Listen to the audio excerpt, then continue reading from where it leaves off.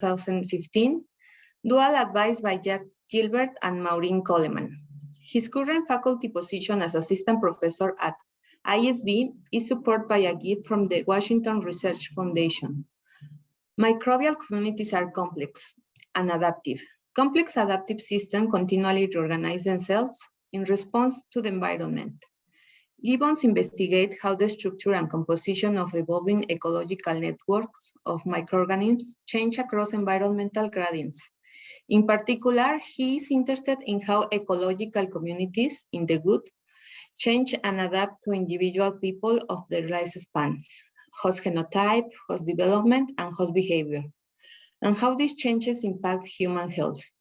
Today, we are here to listen to his talk on personalized dietary and probiotic interventions for optimizing short-chain fatty acid production in the human gut. Thank you, Dr. Sean, for being here.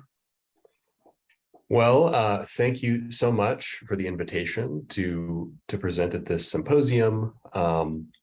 Today, I'm going to talk about some of the work that's come out of my group over the past few years, where we're really trying to understand how to develop precision or personalized interventions that leverage the gut microbiome, in particular leveraging the sort of metabolic capacity of our gut microbes.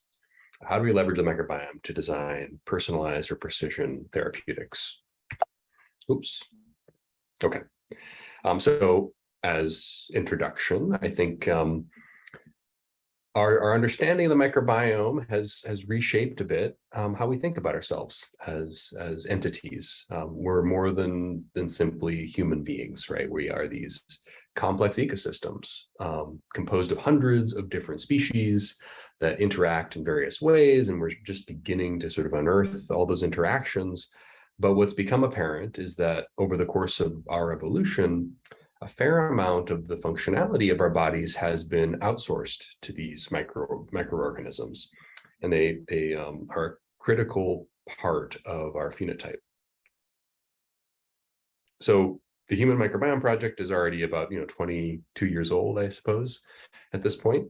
And this was a really key juncture in medicine and in biology where we thought that we could explain a lot of phenotypic heterogeneity and disease through the genome.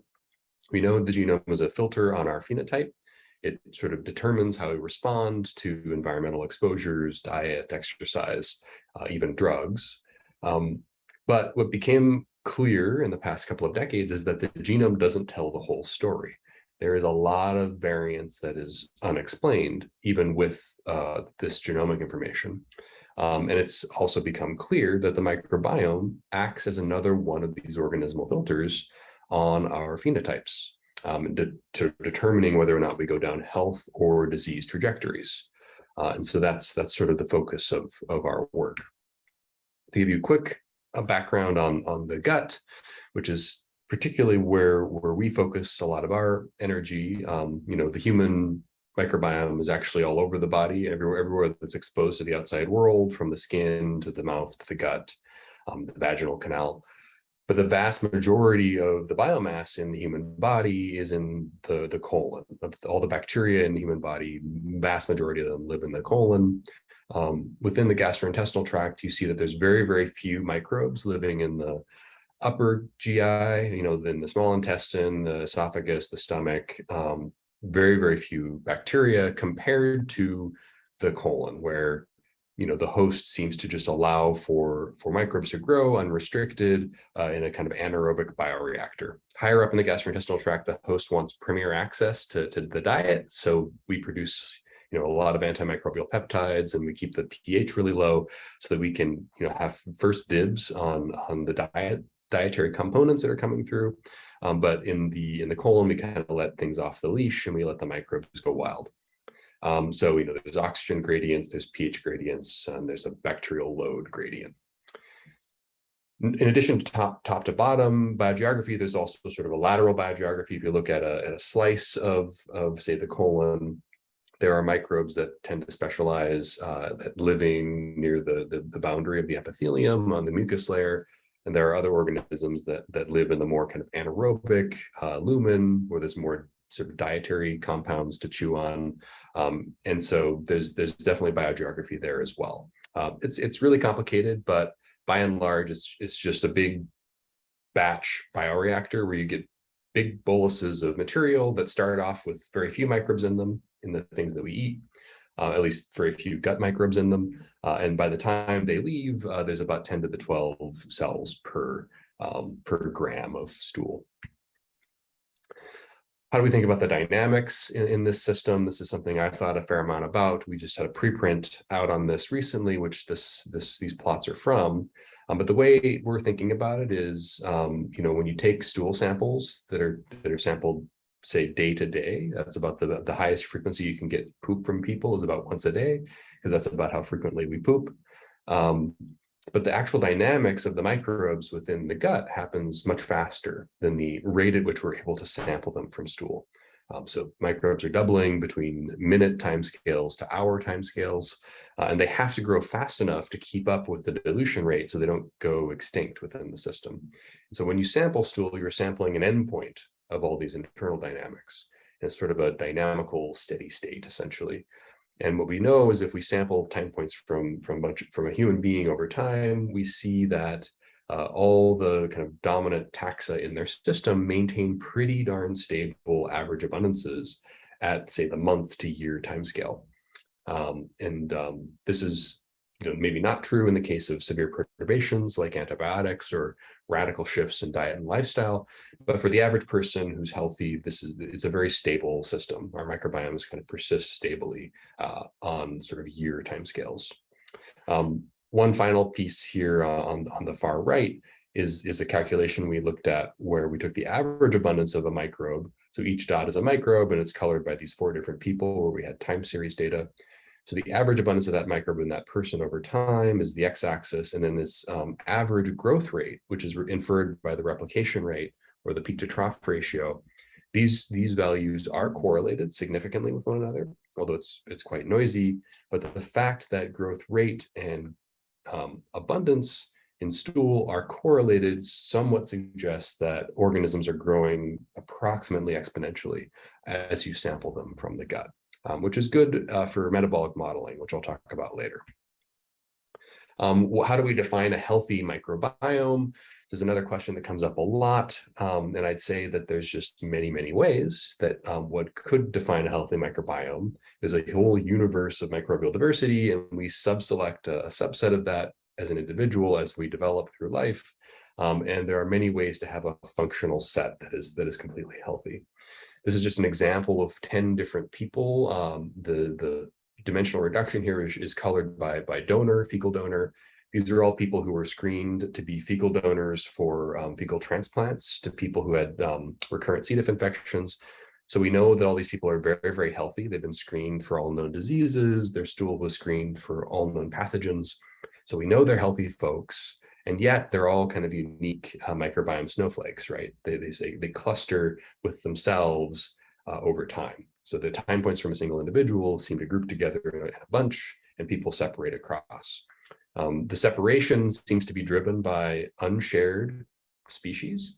Any 2 people will share 20 to 30% of the microbes in their guts, but the rest are unshared between them. And so the unshared taxa seem to define these differences. If we ask, how can a microbiome break, or what does dysbiosis look like?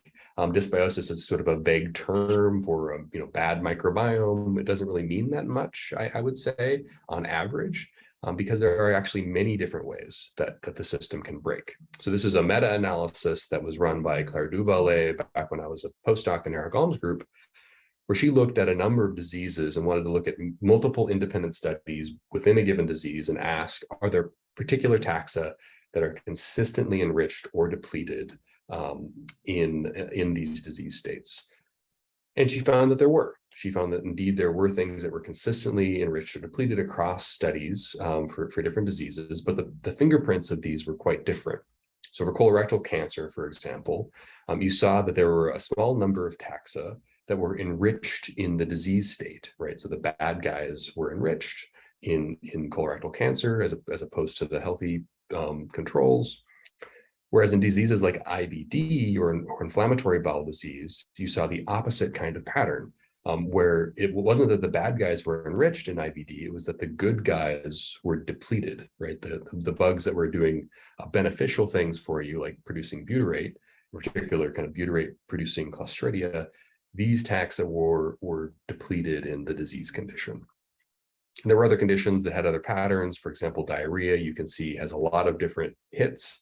And that's just a disease in which the entire system is turning over, pH is changing, the speed at which stool moves through the system is changing.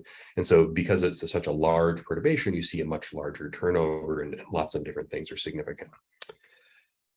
Another key piece of this was if you look at a given case control study and say you have like 20 significant hits for colorectal cancer, what we ended up finding is about half of those significant hits are not just specific to colorectal cancer, but they also show up as hits in other diseases.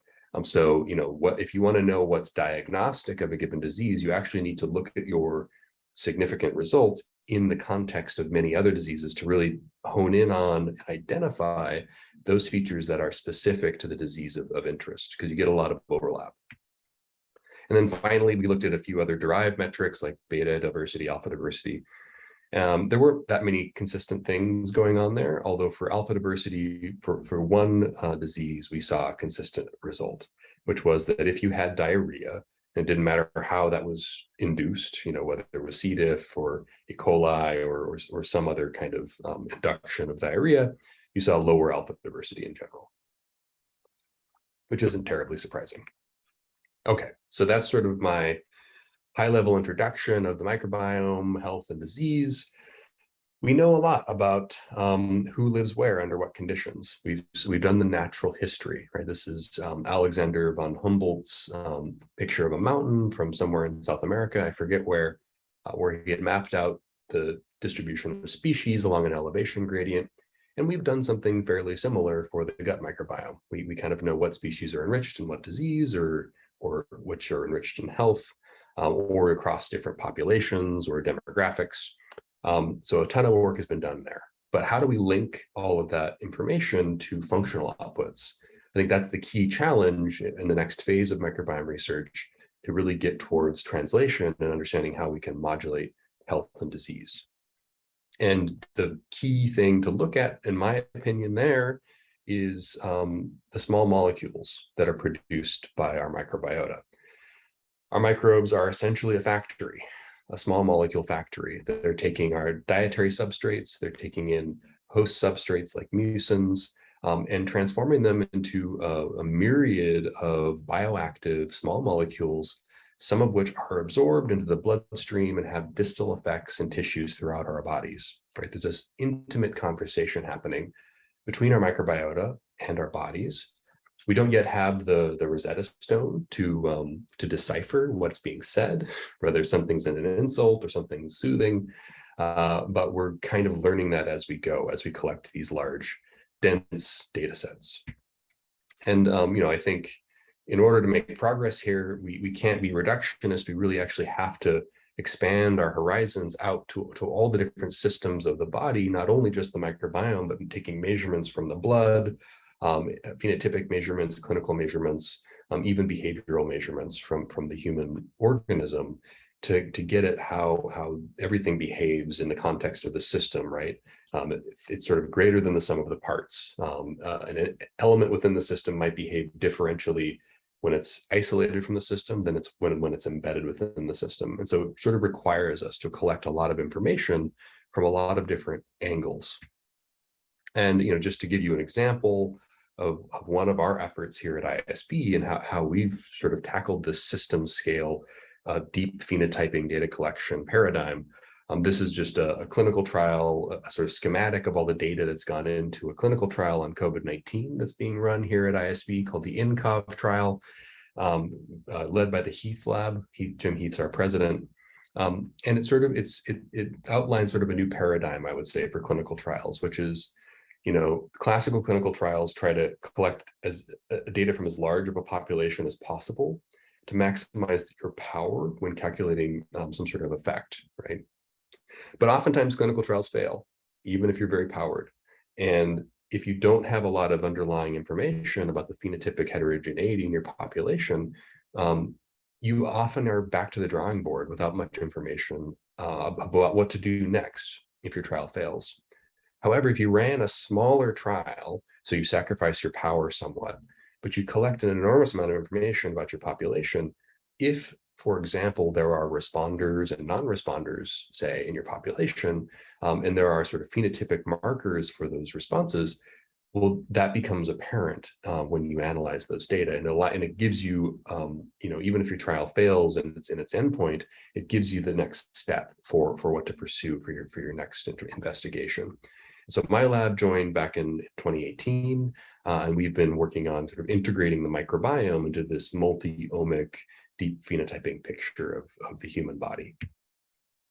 And just as a schematic here, I'll kind of go through the various some projects we've done and how they fit into this general framework, but we take a few different approaches to trying to understand the microbiome and human health. One is, like I said, leveraging these deep phenotyping trials, right? There's a lot of variability happening in the microbiome. And there's a lot of variability happening in host phenotypes, but we want to know what is resonant between the two, right? How much of the variability in the microbes is actually correlated with phenotypic variability. And maybe that gives us clues as to whether or not certain systems of the human body are modifiable via intervention through the microbiota. And so that's a series of projects we've done in that arena, leveraging in particular this big cohort called Allowable, where we have deeply phenotyped data on thousands of individuals. Another component of what we've started moving into, thanks to collaborators and a really talented research scientist in my group, is metabolic modeling of microbial communities. So causal models, mechanistic models, to try to understand, how do we integrate multiple inputs in a diverse system and sort of predict outputs. And then, once we make those predictions, how do we know they're true or not? And so then comes experimentation. So I'll briefly touch on that at the end of my talk, where we sort of validate our metabolic modeling predictions using poop soup experiments, or taking poop outside of the body into the anaerobic chamber and culturing it or cultivating it with various compounds and measuring the fluxes of metabolites that are produced or consumed over time. So this is sort of the thrust of what we've been doing for the past 4 years or so at ISB. And so I'll start digging into actual results now by talking about how we're leveraging information in the blood, in addition, information from the gut microbiome, to sort of understand this intimate conversation that's going on between our microbes and our bodies. This is a cool graphic that Alison Kudla put together. She's a graphic artist at our institute, where we have, the constellations of bacteria in the shape of their metabolites in the starry sky, and then their reflections of these metabolites in the sort of blood red ocean below. That particular visualization was created for this paper that came out a couple of years ago. This was sort of our first big paper in this arena. And we wanted to ask sort of the inverse prediction problem of, if I had your blood metabolome, what could I tell you about your microbiome, right? Can we predict something about the ecology of the gut simply by looking in the blood? And we were able to do that. The particular example here was alpha diversity, or the sort of species diversity in your gut microbiome. We found that we could explain about half of the variation across a cohort of a couple thousand people in alpha diversity using a subset of 40 metabolites that are circulating in the blood that we could measure through untargeted metabolomics. And you can see the sort of distribution of what types of metabolites these were, mostly lipids, but bile acids and protein derivatives and so on. The top 11 metabolites that were sort of most consistent across all of our cross-validations in our modeling are pictured here. And this was sort of a sanity check for us, because the yellow metabolites are microbe host co-metabolites. So they're metabolites that are originally produced by our microbes, then absorbed into the body, and then somehow modulated or transformed by the host. So for example, hippurate is actually a benzoate molecule, which is produced by our microbes through the degradation of polyphenols or plant polysaccharides. and it's conjugated to a glycine in the liver to become what's called hippurate. Cinnamate does the same thing. Cinnamate gets conjugated and becomes cinnamoglycine in the liver. P-creosol is a protein fermentation product of tyrosine that is produced by microbes, which then gets sulfated in the liver. And then these are secondary bile acids down here that are both originally derived from the microbes. And for example, glycolithicolate here is again sulfated or conjugated in the liver. So we'd expect that these metabolites would be predictive of what's happening in the gut. But we found some other surprising ones. So for example, this 5-alpha androsten 3-beta-17 alpha is a derivative of testosterone. And indeed, we see a lot of sex hormones come up as being super correlated with the ecology of the gut. And we suspect that our microbes are actually chewing on our sex hormones and transforming them into various derivatives, although we don't know the genes that are involved in that yet. So we wanted to dig a little deeper into this relationship between blood metabolites, the microbiome, and the host. And so recently, Christian Diener in my group, along with Cheng Dai in a collaborators lab, have worked to ask the question, of all the metabolites we can measure across a large population in human blood, what fraction of them seem to be explained more by variation in the genome of the host? What fraction of them seem to be more explained by variability in the ecology of the microbiome?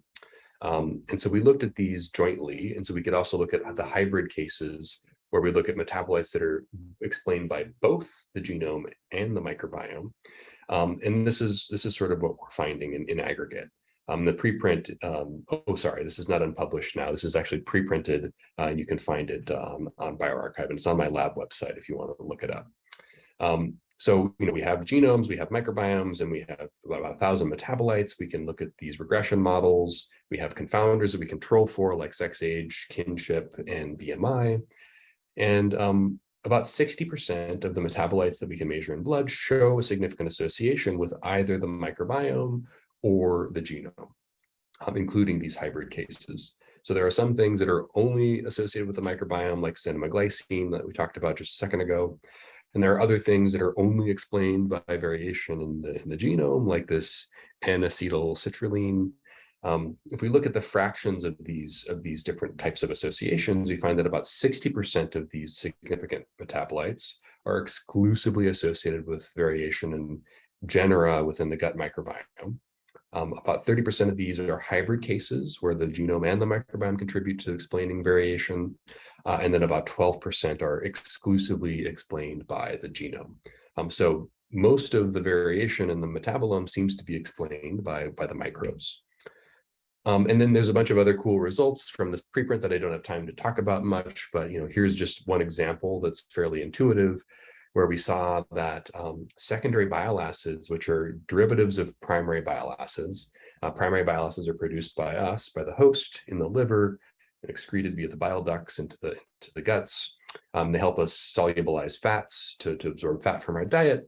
These primary bile acids are transformed into secondary bile acids by our microbiota with genes like bile salt hydrolase, and they get reabsorbed back into the blood.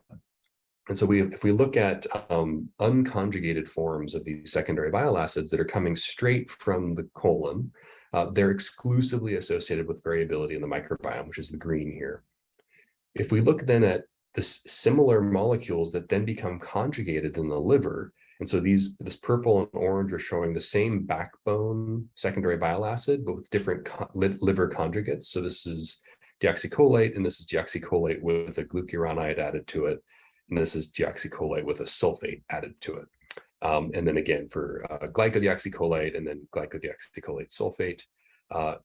As soon as you add a host conjugate to these molecules, you see that the genome suddenly begins to explain a lot of the variability of those molecules in the blood. And if you look at which genes are implicated here, they tend to be solute transporters. So the kind of pumps and transporters that are actually taking these bile acids and transporting them across membranes, these are what are kind of controlling the levels of these molecules in blood after they've been conjugated, but not before. Okay, so that's sort of, looking at like what is the amount of correlation going on between the microbes and metabolites in the blood, and it's a lot, right? We see a lot of coherence there. So now I'll jump into a couple of short stories where we talk about personalization of interventions and how we can sort of predict precision responses or personalized responses based on the microbiome. This is a project that was informed by a bunch of studies that have come out of Denmark, these Jorth papers, where they've shown that people with high Prevotella microbiomes tend to lose more weight on a high fiber diet. And so we wanted to look at, what are the functional mechanisms for these kinds of phenomena? Like we see some taxonomic signatures, but like what are the genes involved in actually driving this kind of a thing? And so again, we have this Arabelle cohort, and it's, like I said, a deeply phenotyped cohort where we have a lot of different coinciding data, but it was also a cohort that was undergoing a healthy lifestyle intervention. People were being coached to eat better and to exercise more. And on average, the population lost weight. So you can see in this histogram here, the average is to the left of 0. So most people tended to lose weight in the Arabelle population. But you can definitely see that there are some people who didn't lose weight or gained weight, and people who lost a lot of weight. So there's a lot of heterogeneity. So we wanted to explore this heterogeneity. So we identified, we did some filtering to identify people who had the right kinds of paired data sets, like temporal data, for example, from the blood and a baseline microbiome sample. And we could identify about 100 or so people, about half of whom were successful weight loss, who had successfully lost weight, and the other half who were resistant to weight loss, it seems, over the course of this same intervention. And we had some extra funds to do some additional data generation. So for this cohort, we only had 16S sequencing, which is a kind of barcode of what species are present in the microbiome. And we wanted to get metagenomic sequencing or functional sequencing of the entire genomic content of the microbiome. And so we did that in a subcohort of 15 weight loss folks and 10 folks who were resistant to weight loss. And we had also kind of longitudinal data on blood metabolomics for this same cohort. So this is the basic data set that we had.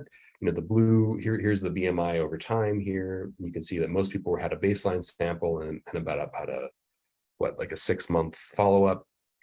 And the blue lines show the weight loss responders having lost at least 10% of their body weight over the intervention period, and then the red show the non-responders.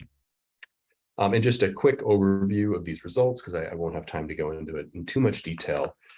But by and large, we found that if you look in the blood, there really wasn't anything that was predictive of weight loss. If you control for baseline body mass index, which is something that a lot of prior studies hadn't done, and this is actually a big problem in weight loss studies.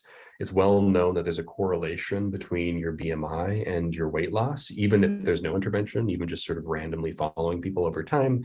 If you weigh a lot, the likelihood that you lose a larger amount of weight actually is high. So we controlled for this effect in our analysis and wanted to look at what's associated with weight loss independent of your baseline starting point for BMI.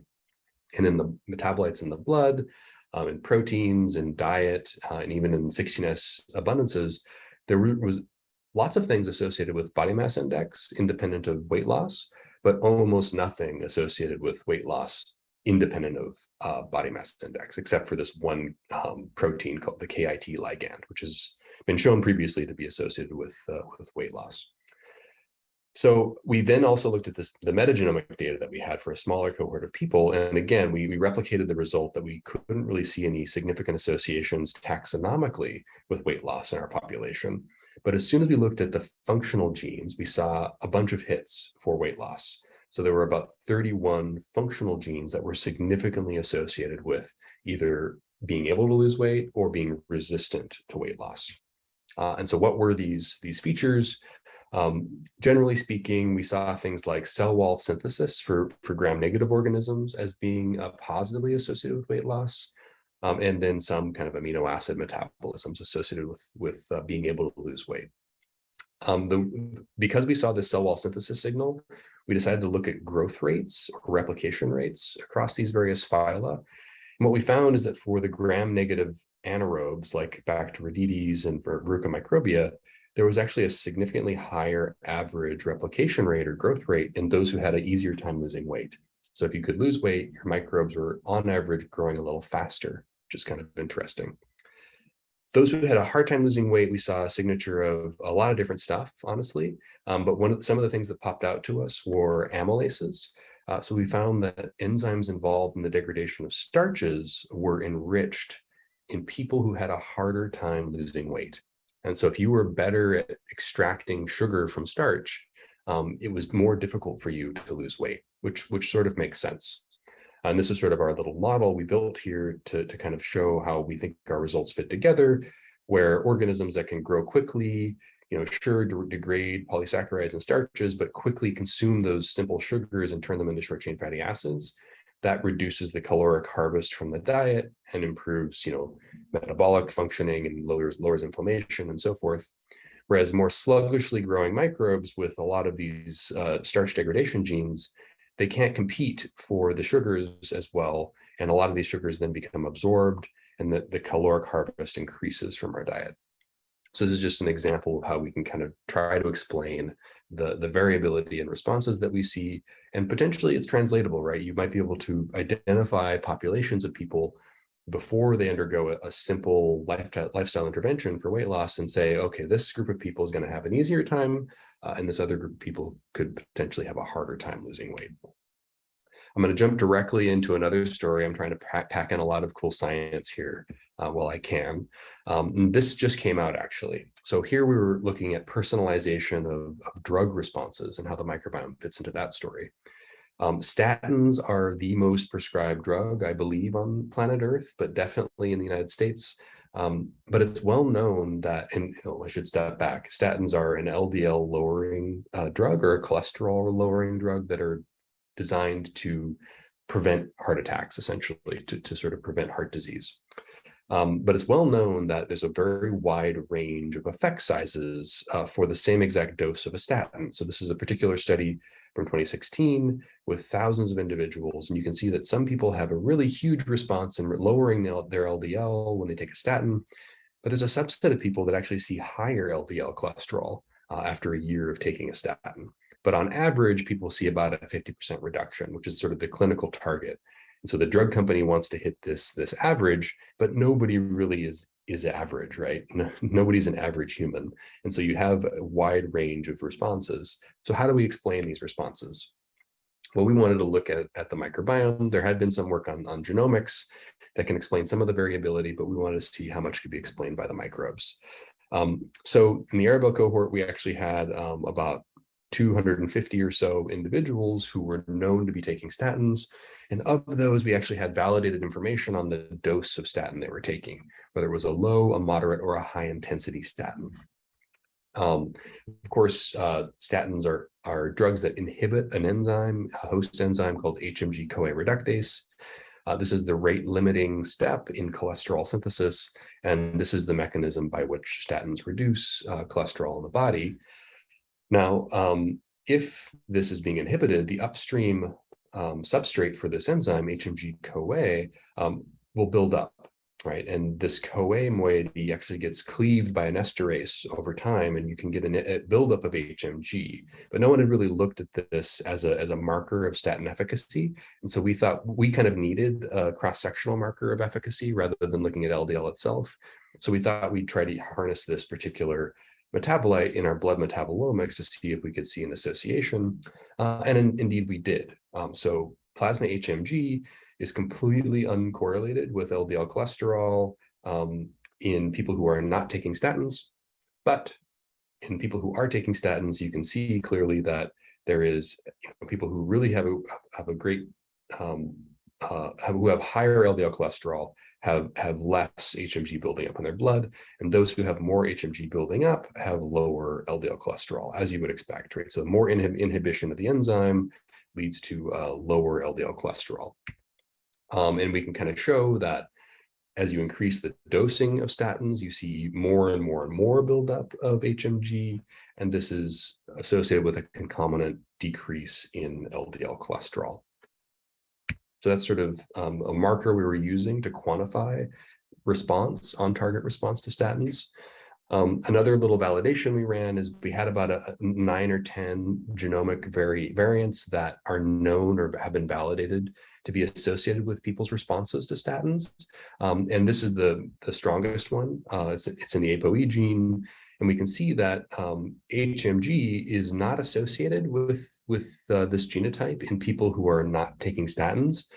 But in a population of people taking statins, you can see that, you know, everybody shows an increase in their HMG, even if you have the sort of the sort of normal wild type, maybe you'd say, or dominant allele for this loci. But if you have this T allele, you see an increased response. So you get even bigger jump in your HMG or bigger response to statins if you have this genotype.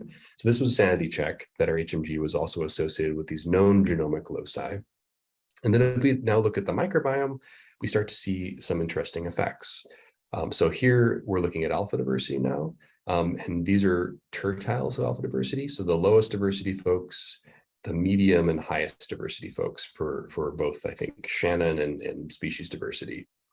And what we find is that, you know, in non-users versus users, you get a jump in HMG when you're on statins, but that jump becomes smaller and smaller in higher and higher diversity microbiomes. So a more diverse gut microbiome actually dampens your on-target response to statins, which is kind of cool.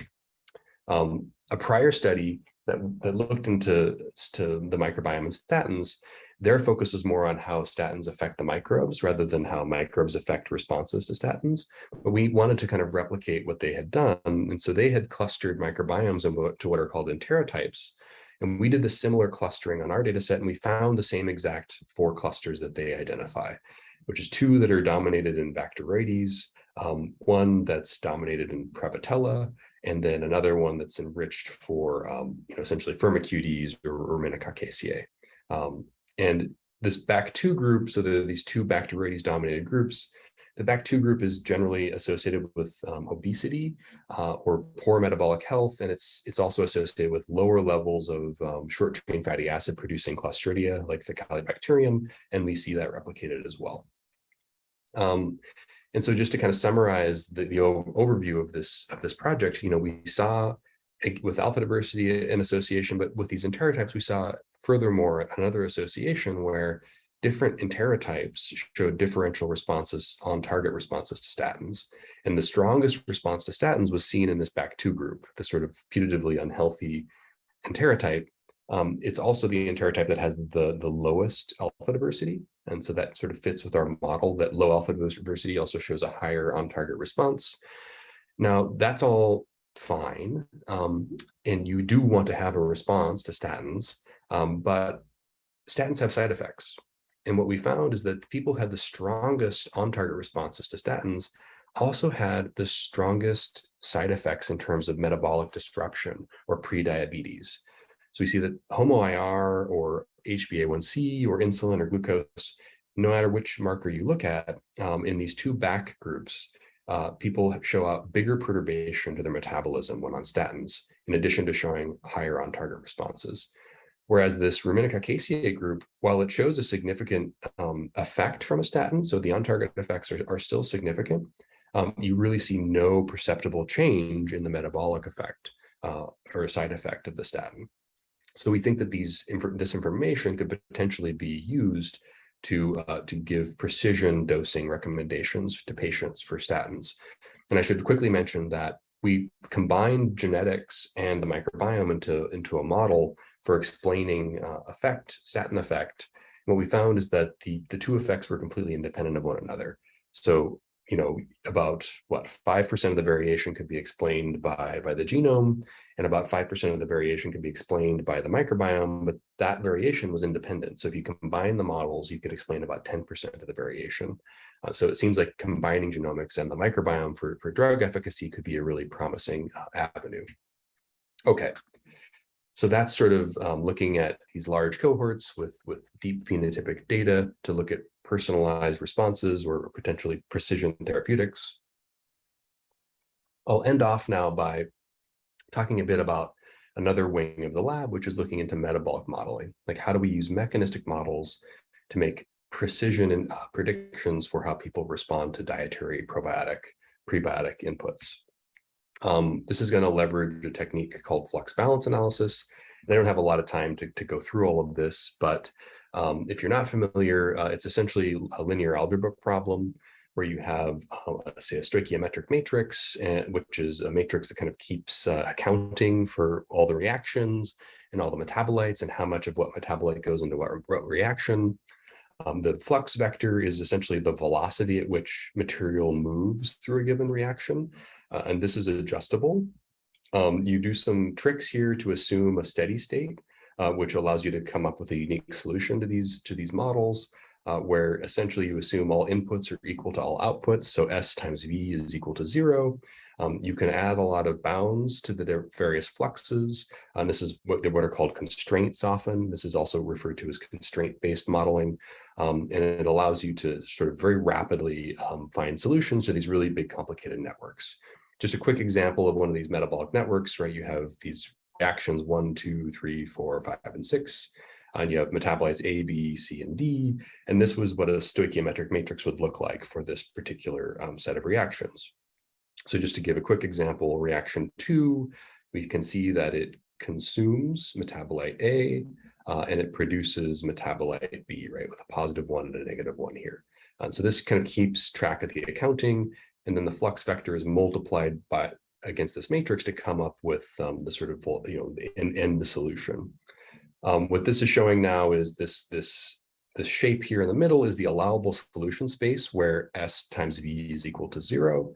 And the way you find a unique solution in this space is you have to maximize or optimize something. And so, for example, if we maximize the flux through this reaction 5, this would be the solution to the system essentially, right? This blue dot. Whereas if we maximize the reaction 6, you get this red dot.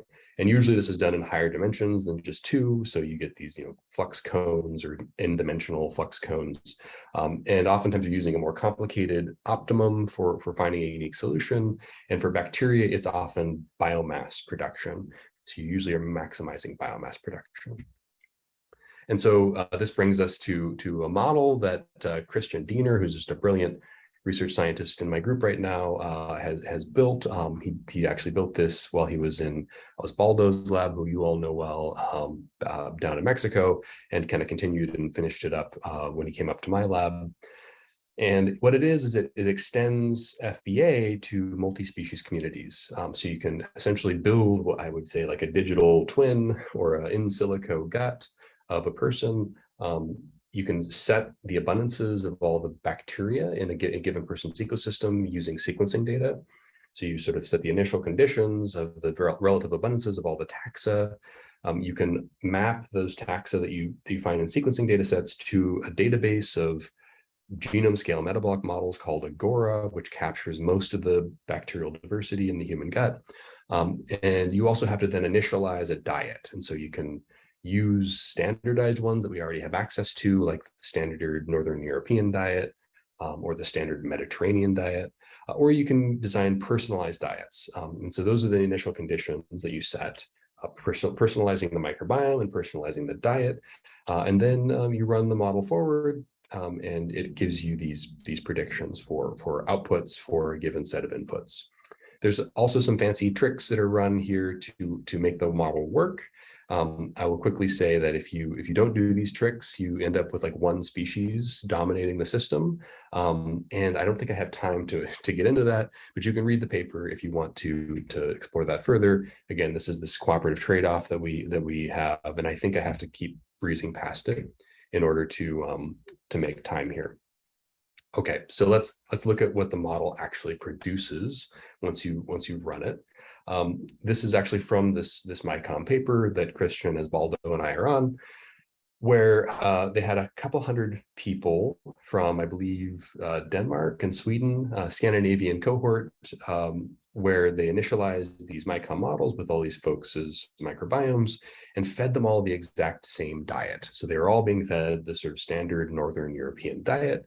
And what this heat map is showing is the import fluxes for the communities of these different people. So each column is an individual person, and each row is a metabolite. And you can see that some people's microbiomes eat different stuff than other people's. I don't expect you to be able to read this, but you can see here, there's a patch of dietary fibers and starches that are really kind of readily consumed by some people's microbiomes. But then there's another group of folks that really don't show that consumption, but instead they show more consumption of branched chain amino acids. And so there's interesting multimodalities to these types of plots. And you can see that for the exact same diet, people respond, at least their microbes respond very differently to that same dietary input. If we look at the metabolic niche of various bacterial genera across this population of a few hundred people, we see that individual genera tend to cluster with themselves. So for example, Desulfovibrio, all these green points are from Desulfovibrio models in different people. So each point is a different person, and they all kind of cluster together. These plots give you some information about the relative similarities between people, different microbes niches. So microbes that are closer together in this space might have more or less overlapping niches, and maybe competitors, for example. So it gives you a kind of rich information about what's going on within the system. This is sort of a health relevance plot that also was in the paper. We were looking at short chain fatty acid production across this cohort for people who had different types of diabetes, type 1 or type 2, with and without metformin treatment. There were a few significant results here. For example, butyrate was significantly lower in people with type 1 diabetes, which has been reported in the literature. Here you can see the relative abundances, average relative abundances of all the different genera in the system, or at least for the top 20 or so. Bacteroides is the most abundant. And then this is the distribution of production or consumption fluxes of these various short chain fatty acids across these taxa. So you can see, Faecalibacterium, which you would expect to produce butyrate, it does. But you can see that the range of butyrate production can vary pretty widely from pretty much 0 to pretty high across individuals. Some taxa can go from consuming to producing butyrate. And so we see, like, depending on what person a microbe is living in, the range of its behaviors can vary pretty widely. So can we leverage this model to make precision or personalized predictions, right? If you feed a bunch of people a banana, they all have different responses to that banana. Could we predict that? And if we had an output response that we wanted to target, say like increasing butyrate by X number of nanomoles per hour in a person's gut, maybe we can give each person a unique intervention that converges upon a conserved output. And so this is an example of how this was done back in that Micom paper. So Christian ran a bunch of simulations across 3 different people, looking at 3 different short chain fatty acids. The top 3 rows are acetate, middle 3 are butyrate, bottom 3 are propionate for 2 diabetics and 1 healthy person. The orange columns are dietary interventions where you're turning up the abundance of a given metabolite in the diet. And the blues are probiotic interventions where you're tuning up the abundance of a given microbe in that person's model. And then the heat is just showing either an increase in red or a decrease in blue of the production of these various short chain fatty acids. And you can't read the plot, but I'll point your eyes to this one little region here, where there are a number of dietary interventions that really turn up butyrate production in the healthy individual, but have no effect on the 2 people with diabetes. And so can we kind of leverage this type of paradigm to make predictions for precision interventions? And how do we know that these predictions are real or true? So we are trying to assess these empirically now in my lab using these ex vivo stool incubation assays, where you take poop and culture it anaerobically in the anaerobic chamber at 37 degrees Celsius for short periods of time, adding dietary components or host metabolites, and then measuring the consumption or production of metabolites by the microbial community over a time window. And this is just a experimental design picture for how this is done. So we did a little pilot study a while back with 2 individuals for preliminary data for a grant, asking this very question. These people had different microbiomes. Over the course of the incubation window, there really wasn't a big change in the composition of those microbiomes, but we saw that for the same exact amount of inulin consumed across these 2 donors, there were different amounts of butyrate and propionate produced. So donor B actually made more butyrate and propionate, and there really wasn't much of a difference in acetate. So then you could ask the question, would MyCom have predicted the same exact result? And the answer is yes. So it does. It does a good job of this. It's only an N of 2, so a grain of salt, but MyCom also predicted that donor B would produce more propionate, more butyrate, and there really wasn't much of a difference in acetate. So that's great.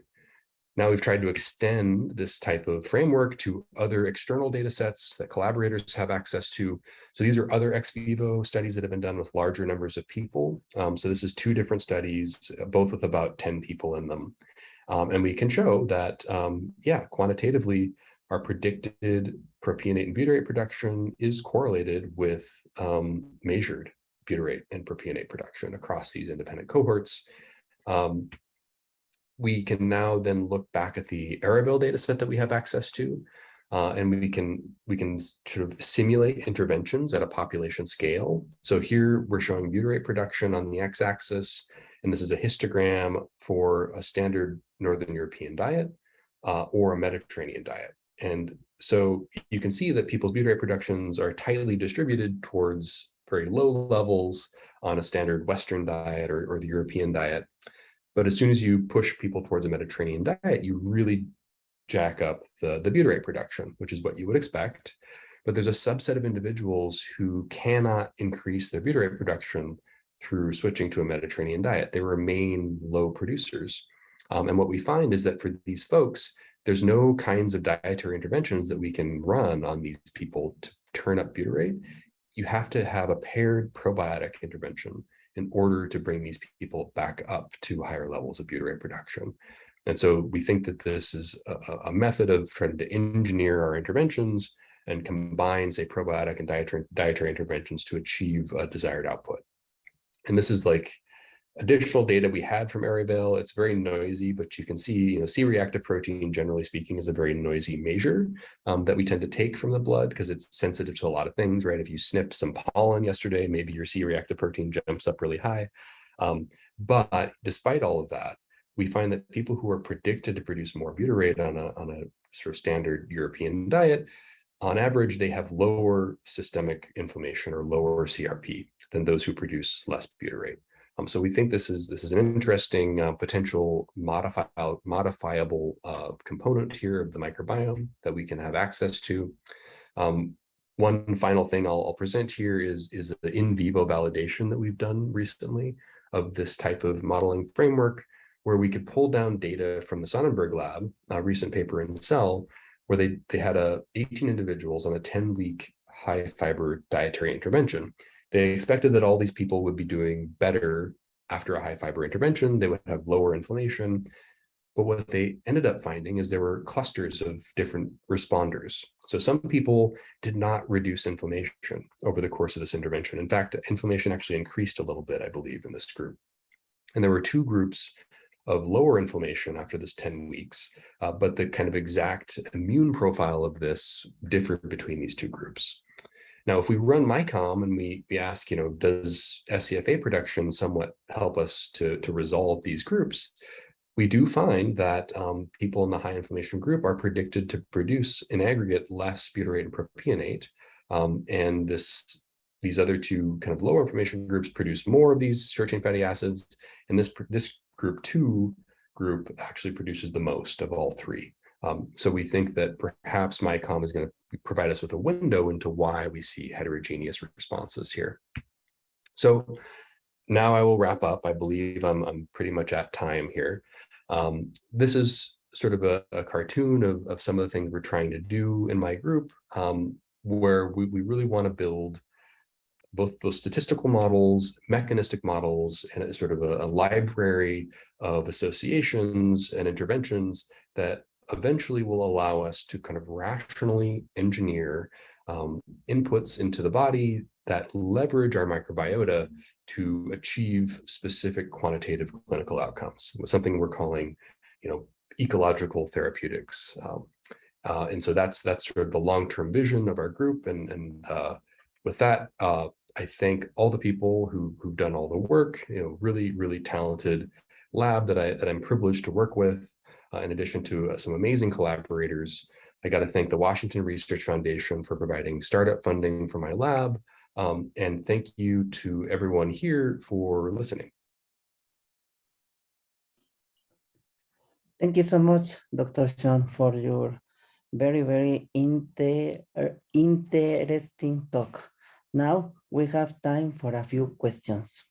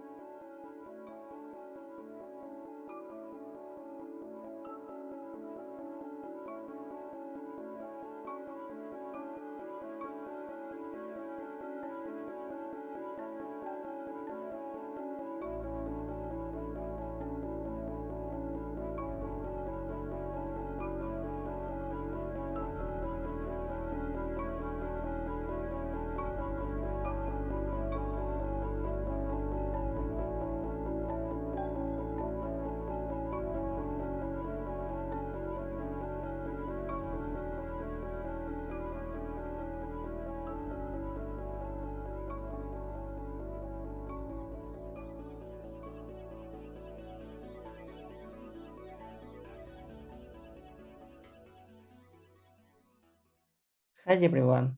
Now we are on our last session of today, which is in charge of Dr. Daniela Robles.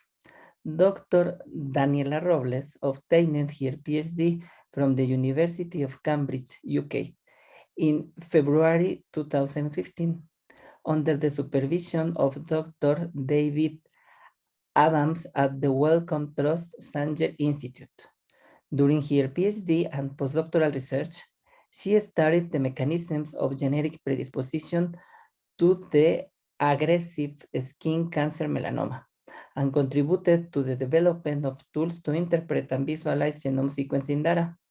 At LEAG, she aims to continue exploring the biological mechanisms behind cancer predisposition in humans, particularly non-coding DNA. Her expertise comprises the technical and functional analysis of next-generation sequencing data. Today, we are here to listen her talk on genomic profiling of melanoma in Mexican patients. Thank you so much, Dr. Daniela. Good day, everyone. Thanks to the organizers of the Cisbio Symposium for the invitation to speak, and to you for joining this talk. My name is Daniela Robles Espinoza, and I am an assistant professor at LEAG, which is part of the National Autonomous University of Mexico. And today I'd like to tell you about this project that we are undertaking in our lab. Now, it's not exactly on systems biology, but it is mainly a bioinformatics project. So I hope that you still find it interesting. Okay, so this will be the overview of my talk. First, I'd like to give you a brief introduction into acral indigenous melanoma, which is the disease that we study in the lab. Then I'd like to tell you about the actual projects that we're undertaking here to discover more about this disease, including finding its genomic profile, determining mutational signatures, and gene expression profiling of these tumors, and how we're building some disease models for it. And finally, a summary and some perspectives. Okay, so let's start with the introduction.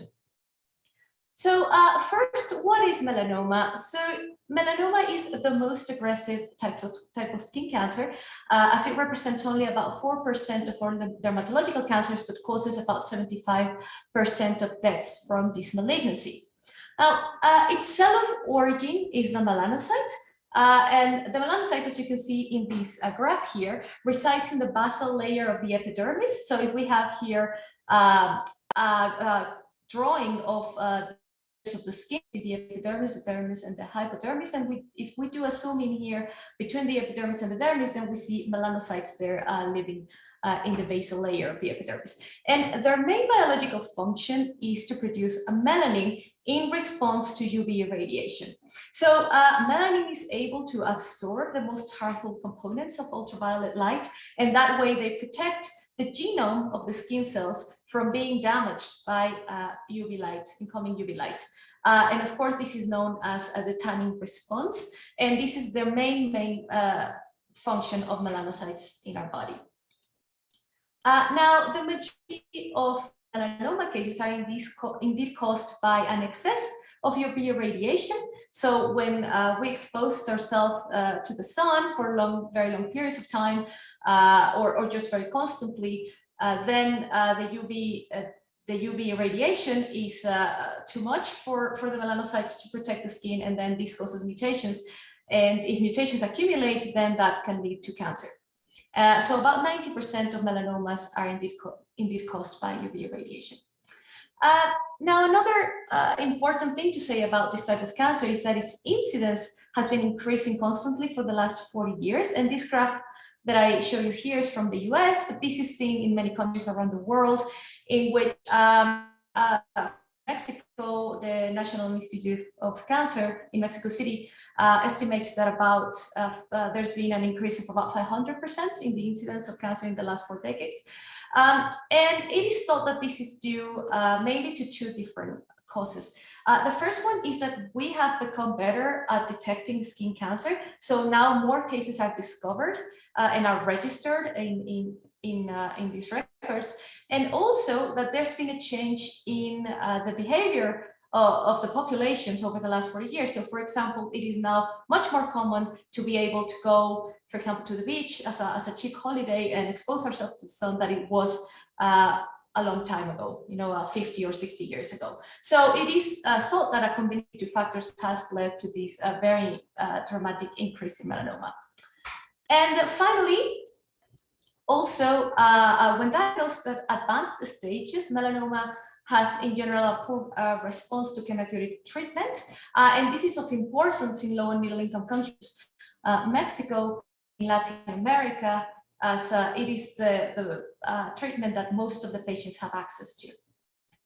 Okay, now these are generalities of melanoma, but I did mention in the title slide that I would talk about acral indigenous melanoma. So what is that?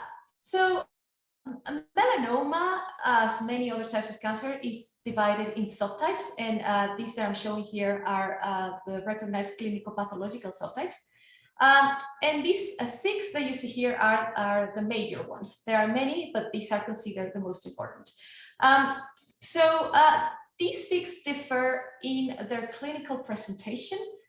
They also differ in their frequency, their etiology.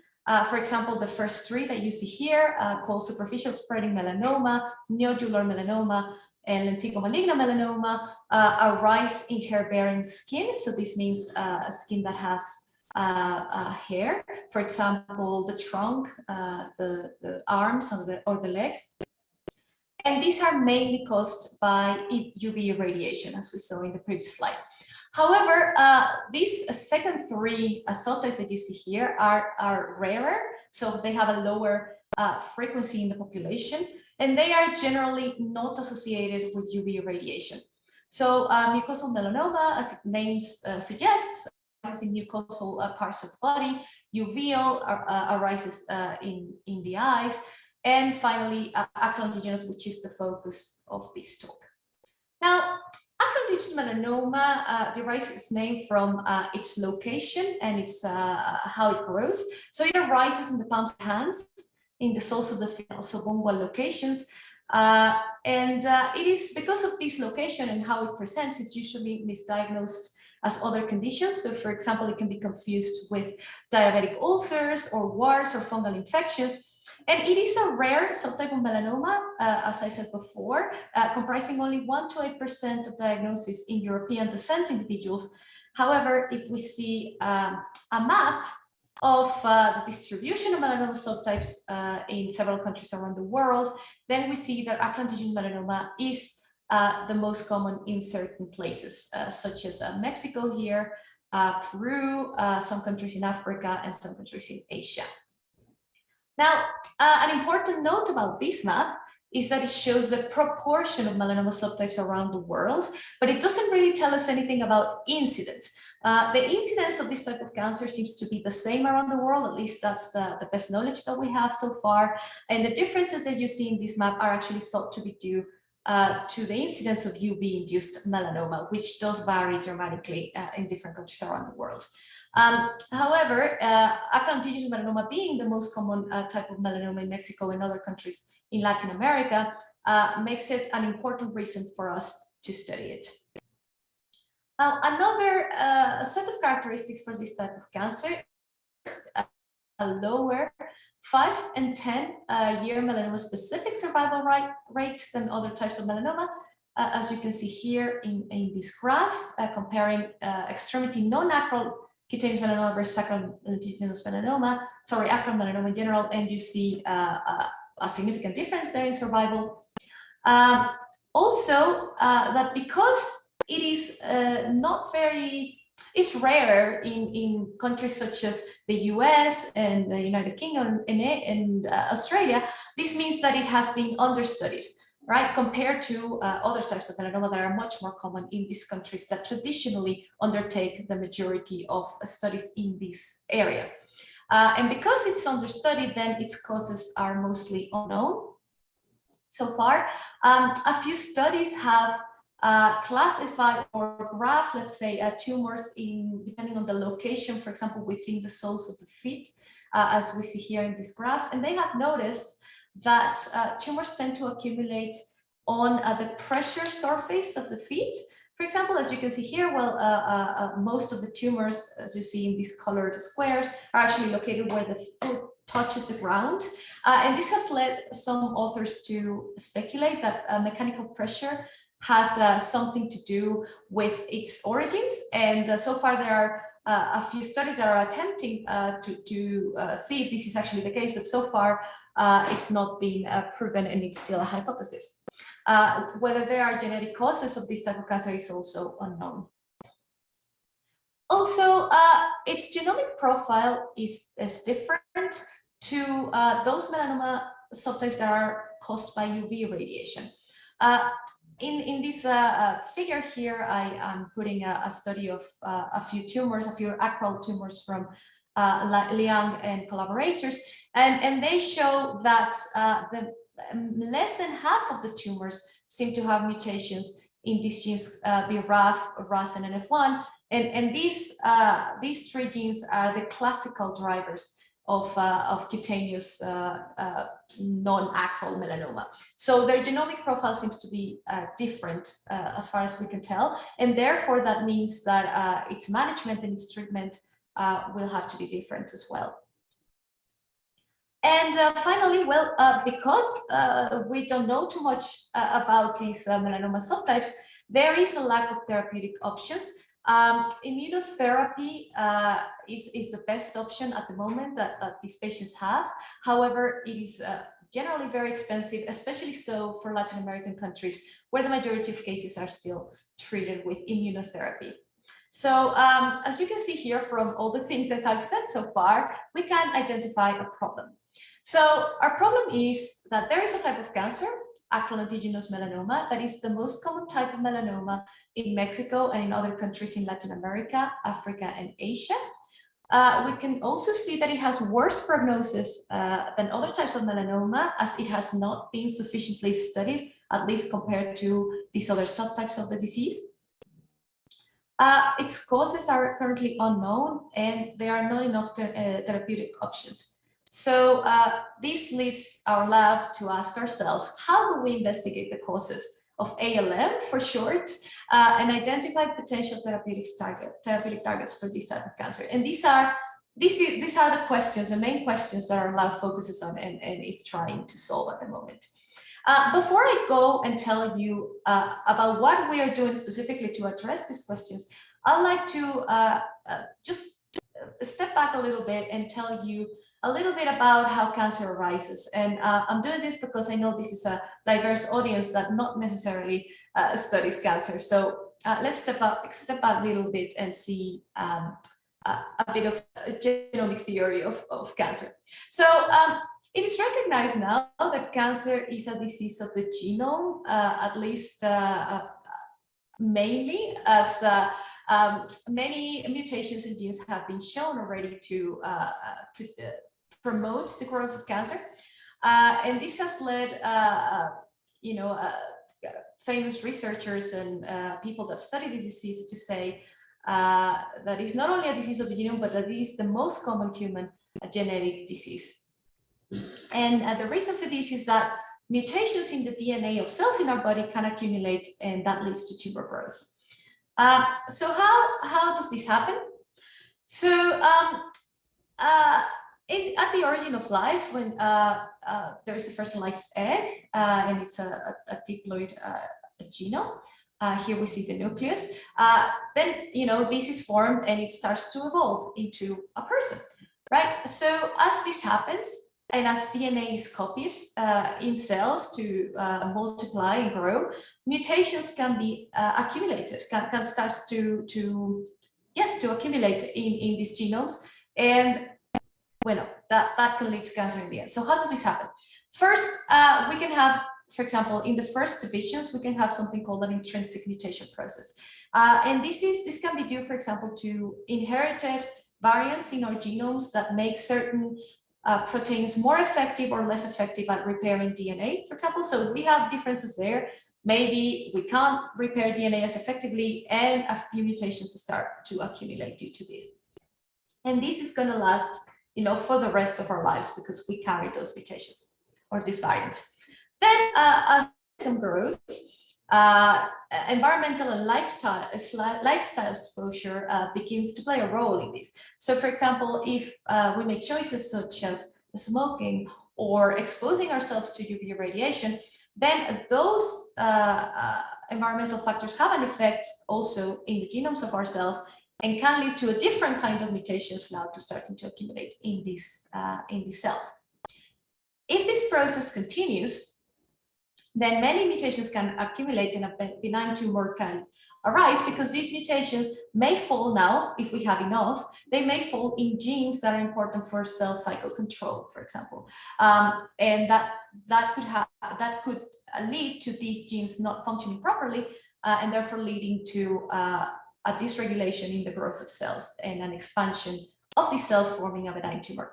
If this happens, it could also happen that because mutations are still accumulating, some of the mutations may fall in important, for example, for maintaining DNA stability. And if this happens, then mutations will start accumulating much faster. And if this happens, then that can lead to a more advanced stage of cancer, an invasive cancer, or a late cancer. And then if we have that, then maybe we will undertake some treatment. For example, chemotherapy, which may work, in some cases, chemotherapy works by inducing more DNA mutations in the hope that the cells that already have a lot of mutations die. But of course, that works sometimes, but in some other cases, then resistance can occur. And, a lot of mutations have now accumulated, making these cells more difficult to treat. So this is the theory really behind the genomic origin of cancer. Now, because of all of these, of course, the study of genomes can help us identify the processes that give rise to cancer. And the way we do this in a lab is we usually take two samples. We take a sample from the tumor and a sample from constitutive genome of the person that can be usually saliva or blood, except if we are studying tumors in those regions, right? But if we have a solid tumor, we can compare against blood or saliva. And the way we do this is we take these two samples, we sequence them, we identify the variants and the mutations in both, and then we can compare them. And in this way, we can say, oh, there's these extra mutations in the tumor. That means those were gained during the tumor growth phase. And basically, we can sequence this, as you probably already know, in Illumina sequencers, which are the most common, at least at the moment. We determine the sequence and we undertake bioinformatic analysis to identify where those changes lie that we were seeing here now in the actual positions and chromosomes. And we can locate them now in genes. And we can predict what these changes do to genes. So we can say, this mutation here will cause a stop coding in the middle of gene B, which means that protein B will not be produced anymore in the tumor. And then we can extend that and map those changes in genes to changes in pathways in cells, and then finally be able to say which pathways and signaling ways from the cell are actually altered that can give rise to cancer. Okay, so this is the way we basically undertake all of our studies, and the conclusion I'm going to tell you in a bit. And if I come back to melanoma, we've talked about this, and I go to the most common types of melanoma that I told you before, those first three, then this is a landmark study from the TCGA. It's already 7 years old, but basically what they identified by studying the genomes, the exomes really, which is just the coding bit of the genome from these tumors, was that most of them could be classified in BRAF, RAS, or NF1 mutant tumors. And just a minority of them were classified as triple wild type, meaning not mutations in any of those genes. Now, this classification is important because it's associated to different clinical characteristics. For example, BRAF mutated tumors were found in patients that were younger, and they tended to be associated with amplifications of this gene that is very important for melanocyte growth and development. RAS mutant tumors had a more exacerbation of the MAP kinase pathway. NF1 tumors were found in people that were older and had a higher mutational burden, and triple wild-type tumors had basically a lack of UV signature and more complex genomes with a lot of copy number alterations.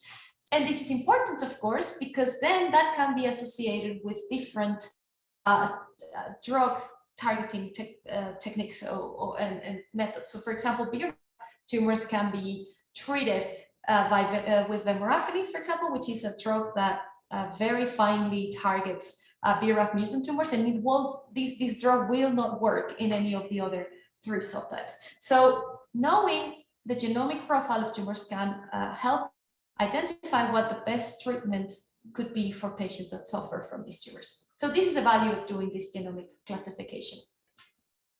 Okay, now I'd like to tell you about what we're doing in the lab to try and solve this problem that I told you before, and basically what is acral lentiginous melanoma, how does it look like at the genomic level and the transcriptomic level, and how can we describe it and how can we model it to try and identify new therapeutic targets. So for this, we started the Mexican acral lentiginous melanoma project in collaborations with institutes within the country, for example, the National Institute of Genomic Medicine in Mejer, or the National Cancer Institute in Cannes, and international institutes as well, for example, the Wellcome Sanger Institute in the UK, and the National Cancer Institute of Brazil. And as I was saying before, these are main questions. How do we investigate the causes of ALM and identify potential therapeutic treatments? And for these, I'm going to tell you about 4 aspects that we are looking into for these genes. And the first one is the genomic profile. And this means which genes are mutated in these tumors. Okay, so in order to study this, we have to have samples, right? So we started a collaboration with INCAN and Hospital Regional de Especialidad de Bajío in León during 2018 and 2019, in which we ask, or the medical doctors there, our partners, ask patients that have this diagnosis and they are going to follow up appointments for the disease if they would like to form part of the study. And if they say yes, then they sign an informed consent and they provide samples. Now, I'd like to just describe to you a little bit about how these population from the National Cancer Institute patients from INCAN look like. So as we're seeing before in the map, if you remember, about half of the melanoma cases are of the acral lentiginous subtype. And if we just look at the characteristics of this subtype, we can see, well, there's slightly more women than men, for example. Most of the patients come from the south of the country, and that could just be due to their most are diagnosed ulcerated, and this is bad because that's the worst prognostic factor in the Mexican population. They're in advanced stage, the majority of them, stage 2 and 3. And in this database, about 1/3 of the patients have died from their melanoma. The age of diagnosis, as you can see, is very broad, from some patients being very young and some being very old, and the median is about 62 years of age. These tumors tend to be thick or invasive already at the moment they are diagnosed, and this goes also with the advanced stage at which they are usually detected. And these are just measures of how deep the tumor has penetrated in the skin, and these numbers just tell you they are already thick, right? They are advanced. And finally, where are these tumors located? Well, the primaries you can see here in black. The majority are in the feet, actually in the foot soles and in the toes, some in the hands and in the palms. And we have records of some metastases from these tumors to basically the lung, the brain, and the liver. So this is what the patient population looks like. When the patients accept joining this project, and they donate a saliva sample and a tumor sample. And the tumor sample is in paraffin embedded tissue, as you can see here. And all this work is being coordinated by Christian Molina, who's a postdoc in our lab, who's also in charge of the manual curation of the clinical information from each patient. And this is very important because there are many covariates recorded for these patients. So it is important to keep them clean and curated. And once this is done, then we proceed to DNA and RNA extraction. And after this, we proceed to do whole exome and transcriptome sequencing of both samples and the genotyping of the saliva sample. And this is in collaboration with Symposium and with the Wellcome Sanger Institute. Okay, so far we have recruited more than 200 patients to this study, which is one of the largest cohorts that we know of, at least from a single country of this type of cancer. And so far we've analyzed about half of the tumors, the whole exome and transcriptome sequencing, but we are in the process of analyzing the whole cohort.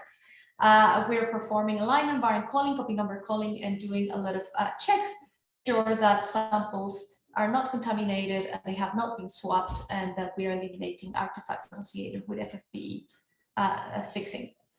Okay, so now what have we found so far? Okay, this is exciting part. So our results so far from, remember, half of the cohort indicates that the mutational profile of Is melanoma in Mexican patients shows that indeed less than 50% of tumors have classical driver lesions. And these are the ones I told you about a little bit before, the BRAF, the NRAS, and the NF1 mutations. So here we see about only 16% of tumors have mutations in BRAF compared to more than 50% in other types of melanoma. KIT mutations arise here as very frequent, and some tumors also have mutations in NRAS.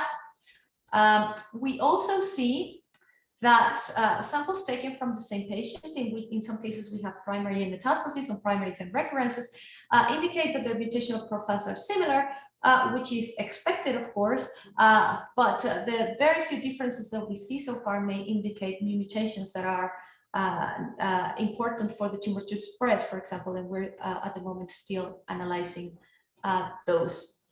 Now, this is similar to other profiles from patients from European descent that have been published by other groups, but it has some potential differences. So BRAF and RAS mutations and KIT are similar. However, we do see a difference in the rate of NF1 mutations, and we're still investigating why this may be the case. But it seems that even though they're somewhat similar, they are not identical, let's say. Also, we see a few genes here. Here's the list of genes that we see mutated here that have not been described in this type of tumor in previous studies. So we're also investigating whether they are important in this type of cancer or are just passengers. And finally, we do have here a big chunk of tumors that do not seem to have mutations in the most commonly mutated genes. So those ones are still a mystery, and we're still investigating what could be in them that is driving the growth of cancer. All of this work has been done by Patti Basurto, who is a PhD student in the lab. And of course, if you have any more detailed questions about this genomic profiling of tumors, I'll be happy to put you in contact with her and we can all talk. Okay, another important observation that we see here is that patients that have mutations in NRAS seem to be younger in this data set, and this contrasts with findings in cutaneous melanoma, where BRAF patients are the ones that tend to be younger. I told you this a few slides before.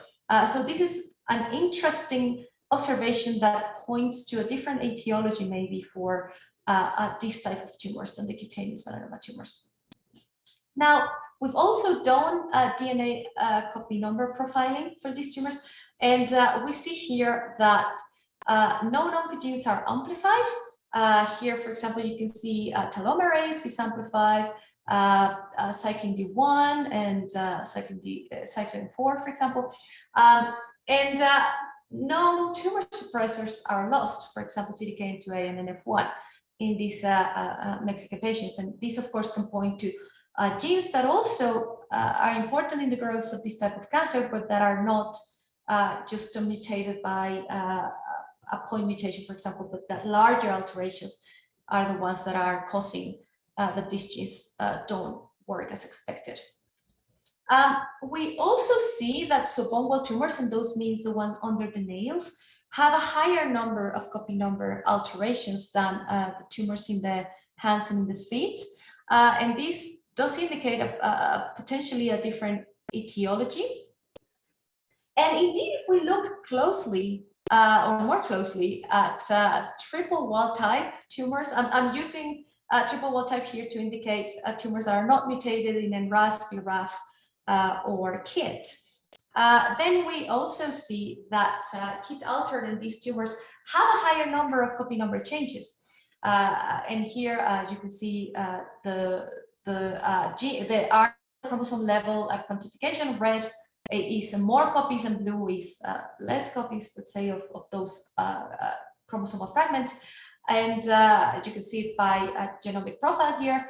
And indeed, you can see there are significant differences between KIT and triple wild type tumors compared to BRAF and RAS tumor. And these are interesting observations to us because they point to different ways in which these tumors arise and grow. But these are very, very new observations, and we're still delving deeper into them to try and understand what they mean. Now, we can also look at mutational signatures for tumors. And what is this? So mutational signatures really mean patterns of mutations.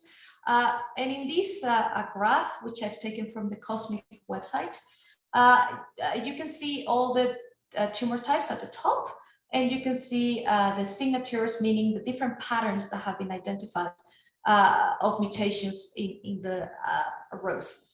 And these patterns just refer really to, for example, a change from a cytosine to a thymine in a specific genetic context, meaning in a specific sequence, right? And these can be classified and by computational algorithms, and patterns can arise and they can be classified.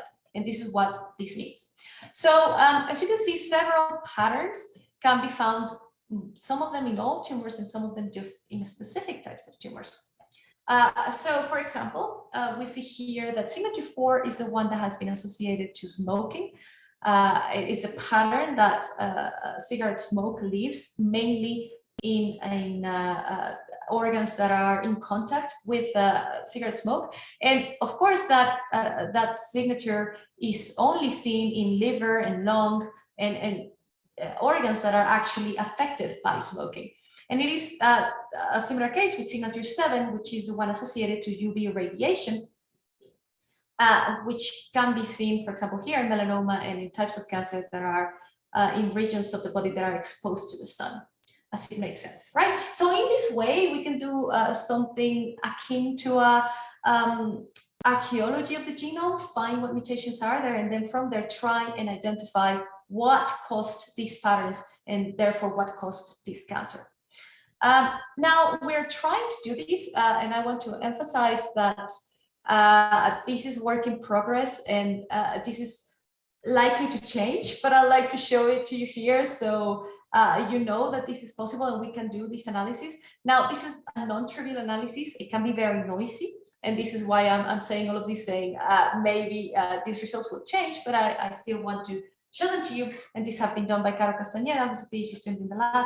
And here what you see is the tumors in columns, and the percentage of mutations that have been attributed to different signatures in different colors, right? So what we see here is that some tumors here seem to be dominated by mutations that are associated to age. So aging is associated to mutations due to natural processes that happen in cells, and many of the mutations in some tumors seem to just be ascribed to that.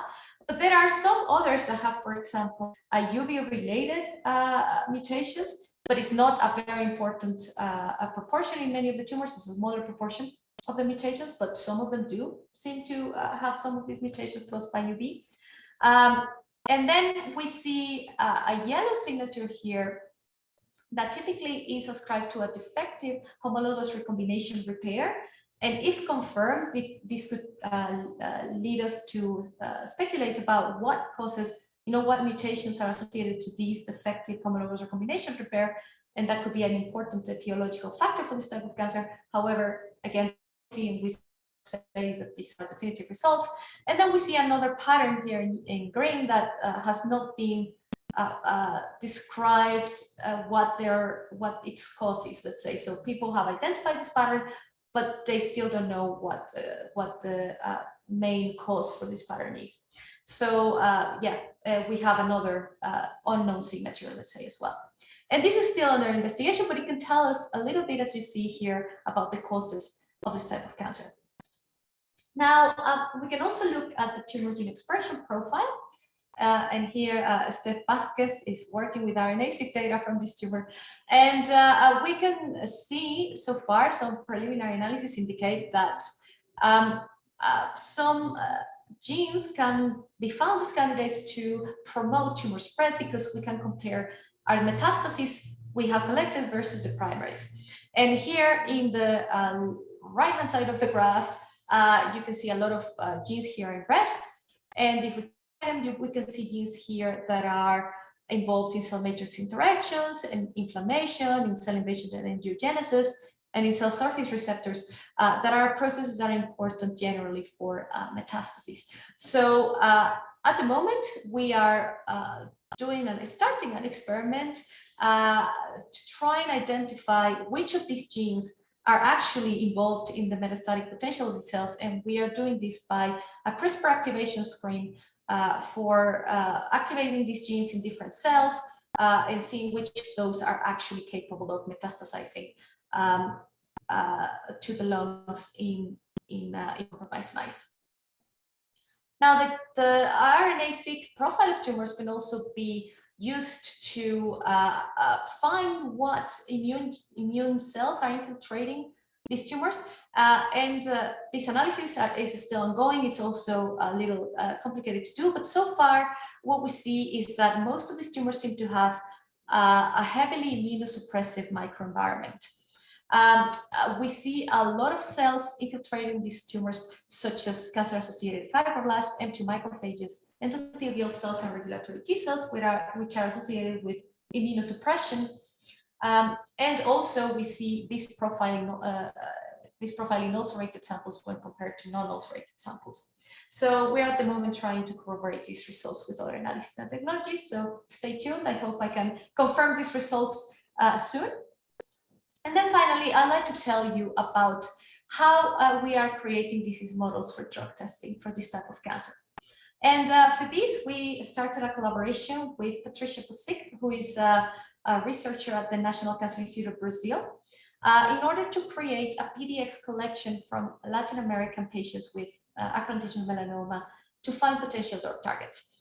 Now, PDX means patient-derived xenograft, and this just means that a tumor sample is inoculated subcutaneously in immunocompromised mice and allowed to grow, right? And when we do that, then we can use these models for first drug testing, as you can have the tumor there and try different drugs in them and see how they respond. We can also study tumor evolution with them and tumor heterogeneity by studying their genomes and their transcriptomes and seeing how they evolve in time under different pressures. The way these experiments are done is that you extract a sample from the patient and then you cut them in little pieces, as you see here in this petri dish, and you implant them in 2 to 5 animals per group. They are allowed to grow, and when they reach 350 to 500 cubic millimeters, they are extracted.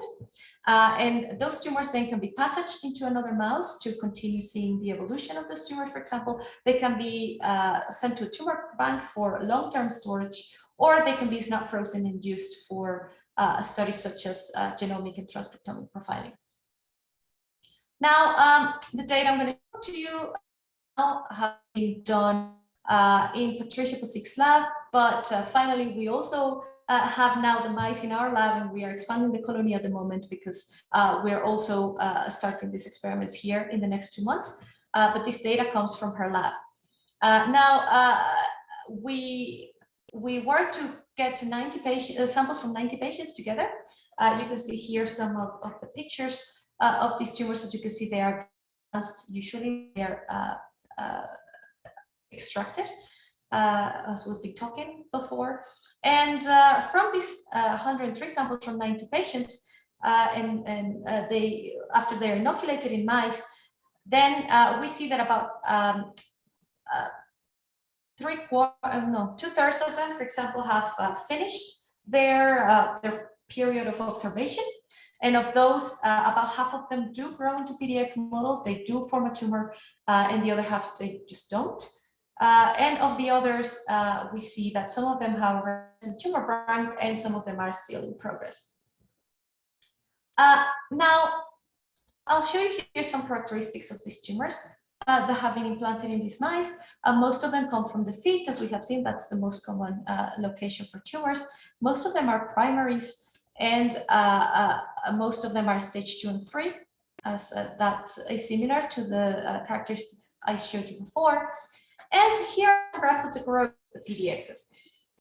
In some tumors, first to the left, they seem to grow similarly in all the mice that are implanted, which I guess is what we would expect. However, in some cases, the tumors grow very differently.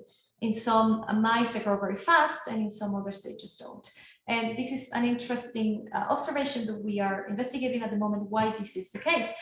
Is it due to a technical problem, or is it due to heterogeneity, for example, in the tumor?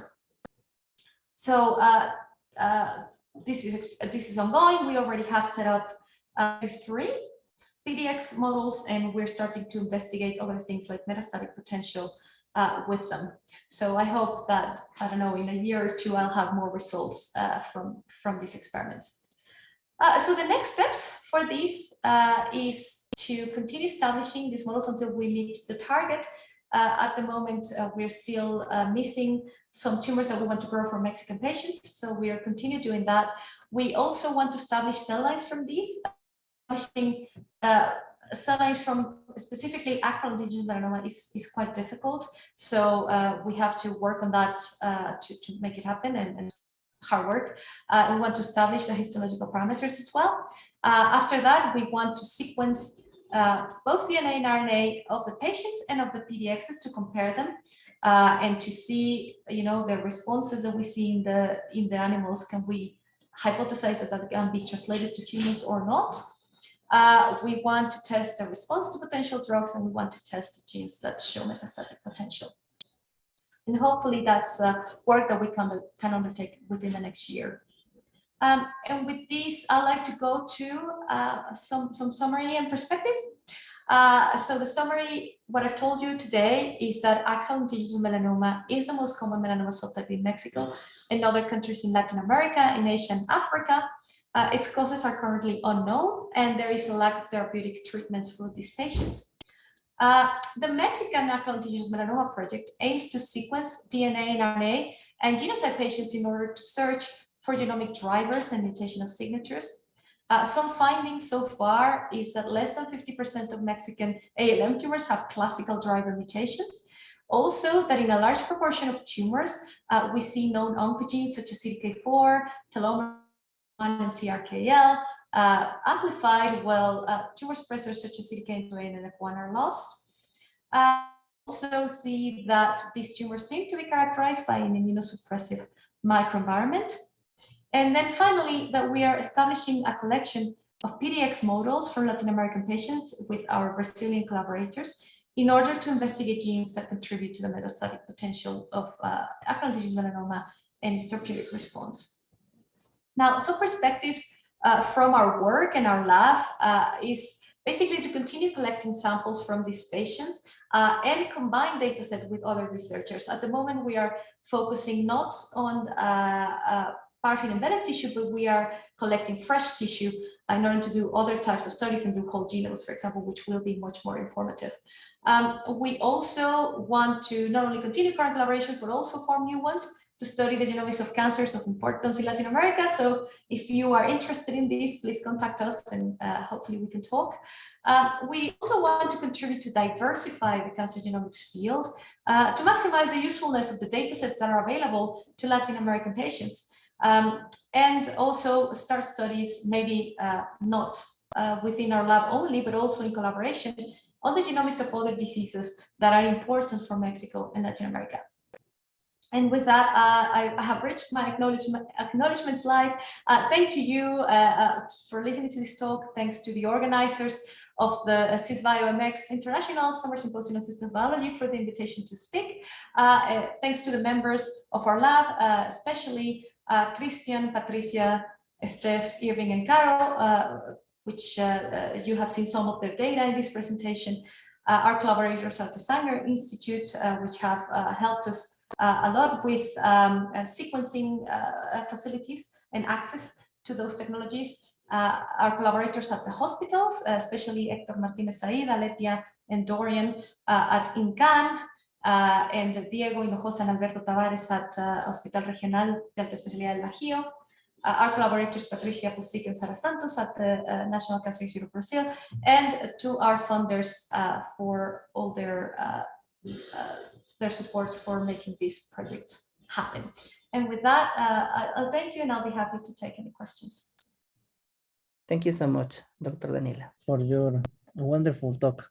Now we have time for a few questions.